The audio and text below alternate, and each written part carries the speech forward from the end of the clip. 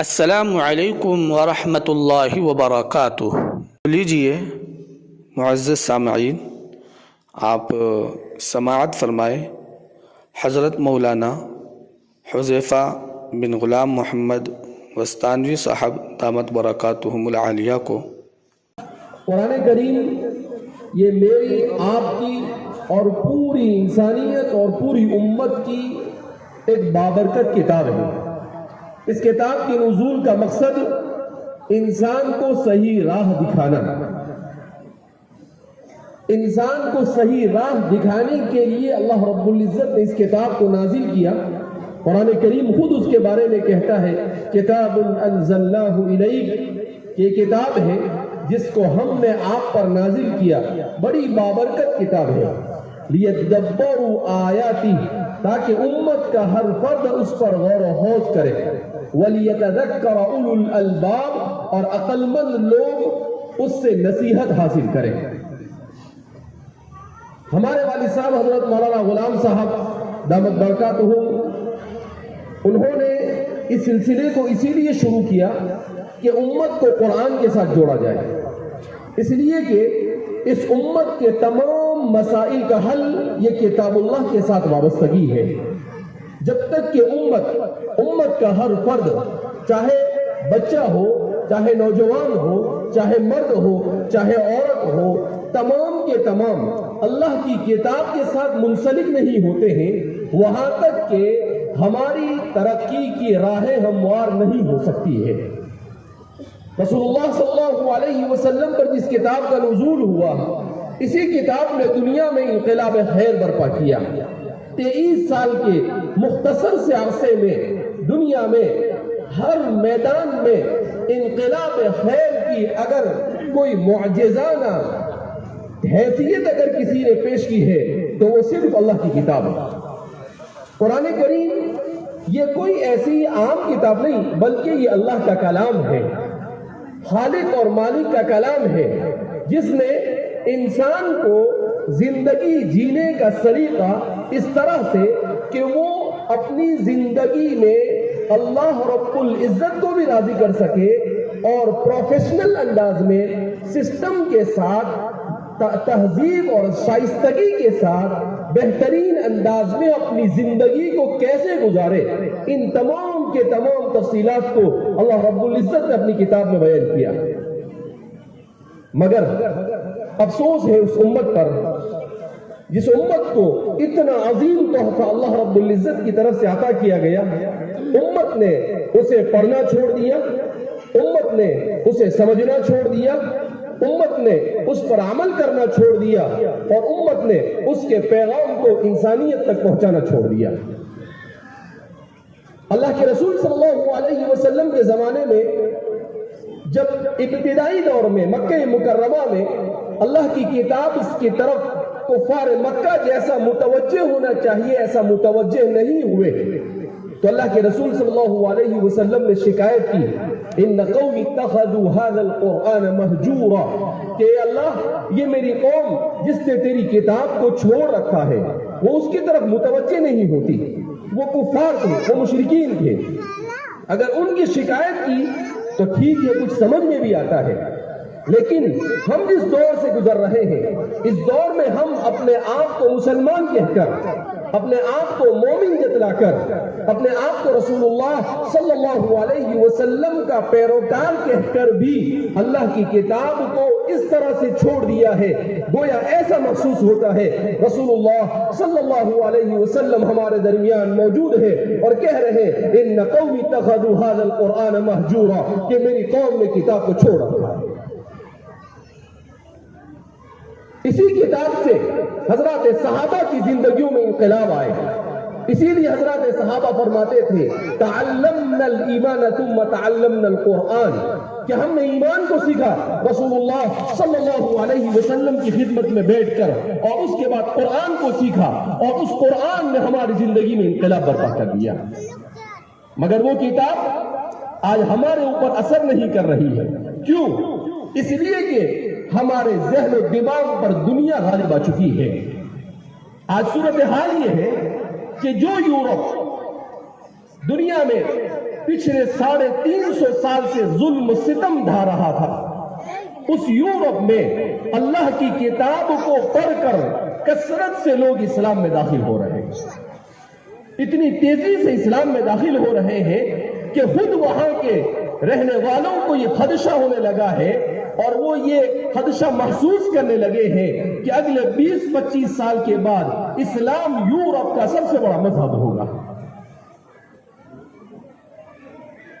Europe के एक बहुत बड़े साइंसदान थे, उन्होंने ईसाई थे, उन्होंने सोचा कि मैं कुरान में कुछ गलतियां तलाश करूं और उन गलतियों को ढूंढने के बाद मैं लोगों में आम करूं और ईसाइयत की तरफ मुसलमानों को दावत दूं। इस नीयत के साथ उन्होंने कुरान करीम को पढ़ना शुरू किया। कुरान को पढ़ते गए, अंग्रेजी में कुरान का तर्जमा, उसकी तफसीर जमा की और उसको पढ़ना शुरू किया। कुछ ही दिनों के बाद जब कुरान को उन्होंने पढ़ा तो डॉक्टर मीलर, बहुत बड़े साइंसदान, वो कहते हैं कि आहिस्ता आहिस्ता कुरान ने मुझे अपनी तरफ खींचना शुरू किया। यहां तक कि कुछ दिनों के बाद वो इस बात पर आमदा हो गए कि उन्होंने कुरान की बरकत से इस्लाम कबूल कर लिया। जो इंसानों को कुरान से काटना चाहता था, अच्छी नीयत से नहीं, गलत नीयत से कुरान पढ़ा, फिर भी अल्लाह रब्बुल इज्जत ने उसे हिदायत से मालामाल किया। अगर हम मुसलमान अच्छी नीयत से कुरान को पढ़ना शुरू करें तो हमें अल्लाह कितनी नियामतों से मालामाल कर सकता है। उसके बाद उन्होंने मुस्तकिल एक किताब लिखी,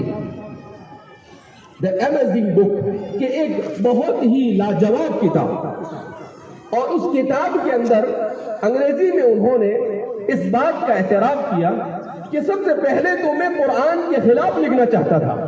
मगर जब कुरान को पढ़ा तो मैं हैरान हो गया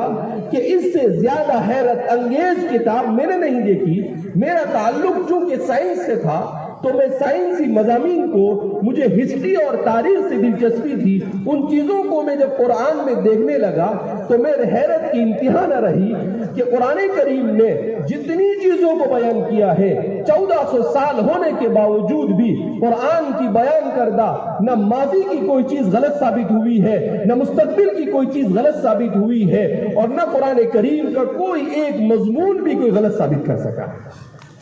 उन्होंने लिखा कि कुरान करीम ने कहा कि आप सबसे ज्यादा हरीस जिंदगी का यहूदियों को पाओगे। वो मौत की तमन्ना नहीं करते हैं। तो फरमाते हैं कि 1400 साल तारीख में कभी ऐसा नहीं हुआ कि कोई एक यहूद भी ऐसा खड़ा हुआ हो और उसने खड़े होकर ये कहा हो कि कुरान कहता है कि हम मौत की तमन्ना नहीं करते, मैं मौत की तमन्ना करता हूं। कहा आज तक के एक यहूद भी खड़ा नहीं हुआ। कहा कुरान करीम ने अबू लहब की जिंदगी में उसके सिलसिले में कह दिया था कि वो ईमान नहीं लाएगा, उसका हश्र ये होगा, उसकी बीवी का अंजाम ऐसा होगा, इसलिए कि वो रसूलुल्लाह सल्लल्लाहु अलैहि वसल्लम को सताने में पेश रहती थी। कहा कुरान ने उस वाक़े के पेश आने से कई साल पहले ये बात कही, अगर चाहता तो अबू लहब इस्लाम लाकर कुरान के इस पेशीनगोई को गलत साबित कर सकता था, मगर नहीं कर सका। और कुरान ने जैसा कहा वैसा ही वाक़या हुआ। उसके बाद वो कहते हैं कि इस्लाम ने, कुरान करीम ने जितने भी माजी के वाक़यात बयान किए हैं, चाहे फिरौन का वाक़या बयान किया हो, चाहे नमरूद का वाक़या बयान किया हो, चाहे इब्राहीम और नूह और बेशुमार कौमों के वाक़यात को बयान किया हो, कहा आज तक कोई माई का लाल ऐसा नहीं खड़ा हुआ जिसने ये कहा हो कि कुरान ने खुला वाक़े को बयान किया है और वो वाक़या गलत है, वो वाक़या पेश नहीं आया। वो कहता है कि मैंने फिर अपने साइंटिस्ट, तो मैंने अपने नजरिए से कुरान करीम को समझने की कोशिश की, तो मैंने देखा कि कुरान करीम ने नहल का जिक्र किया, शहद की मक्खी का, और उसमें कुरान करीम ने मुअन्नस में इस्तेमाल किया कि शहद बनाने का काम ये फीमेल करती है। कहा कि आज 1300 साढ़े 1300 साल के बाद साइंस इस बात को समझ सकी जिसको कुरान करीम ने पहले ही बयान कर दिया था कि ये काम फीमेल करती है, मेल नहीं करता है। कहा इसी तरीके से क़ालत नमलतुन, कुरान करीम ने बयान किया कि चूंटी उनकी मलका होती है, उनमें मुअन्नस जो होती है वो उनकी लीडर होती है। कहा आज की साइंस ने इसको तस्लीम किया और कुरान करीम पहले ही इस बात को बयान कर चुका था। तो कहा कि मैं जैसे जैसे कुरान के मज़ामीन को पढ़ता गया मेरी हैरानगी की इंतहा नहीं रही और मैं इस बात पर मजबूर हो गया, बल्कि मेरे दिल ने गवाही दी कि इस किताब से सच्ची किताब रोए जमीन पर कोई नहीं हो सकती है। अल-फ़ज़्लु मा शहिदत बिहिल आदा, इसको कहते हैं कि अपना अगर तारीफ करे तो कोई बात है, लेकिन अगर दुश्मन भी तारीफ करे इसका मतलब यह है कि उसकी हकीकत को वो तस्लीम कर रहा है। इसलिए मेरे भाइयों, दोस्तों, बुजुर्गों और माँ और बहनों, हमें ये अहद करना है कि हम कुरान की निस्बत पर यहाँ जमा हुए हैं, हम अल्लाह की किताब को बेहतरीन से बेहतरीन पढ़ने का पूरा पूरा अज़्म करेंगे भाई, इसलिए कि अल्लाह की इस किताब को अगर हम पढ़ते हैं तो सवाब तो मिलता ही है, उसके साथ साथ इंसान को बेशुमार बरकतें भी दुनिया के अंदर में हासिल होती है जिसका कोई अंदाजा नहीं लगाया जा सकता है। लिहाजा हमारे यहाँ जितने मौजूद हैं इन सबको हमें अज़्म करना चाहिए कि कम अज कम हर महीने में एक कुरान पढ़ने का हम मामूल बनाएंगे भाई। ऐसा लगता है मर्दों का इरादा नहीं है पढ़ने का, औरतें बहुत जोर से इंशाल्लाह कह रही है, मगर झारखंड के मर्द कुरान पढ़ना नहीं चाहते। अरे भाई कुरान पढ़ेंगे इंशाल्लाह। तो कुरान करीम को पढ़ने का इसी तरह से कुरान को समझना, अपने बच्चों को कुरान की तालीम देना, ये मेरी और आपकी आखिरत और दुनिया दोनों को संवारने का जरिया है।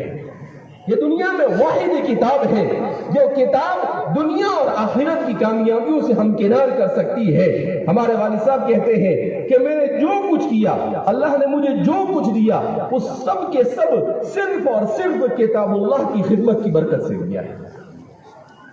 तो इसलिए अल्लाह की किताब, इसीलिए अल्लाह के रसूल सल्लल्लाहु अलैहि वसल्लम ने इरशाद फरमाया, यरफ़इल्लाहु बिहाज़ल किताबि अक़वामन, कि अल्लाह इस किताब की बरकत से एक बिल्कुल ऐसे खानदानों में पैदा होने वालों को भी बुलंदी अता फरमाएंगे जिनको कोई पूछने वाला नहीं होगा। और एक मरतबा आप अल्लाह की किताब से लौ लगाए,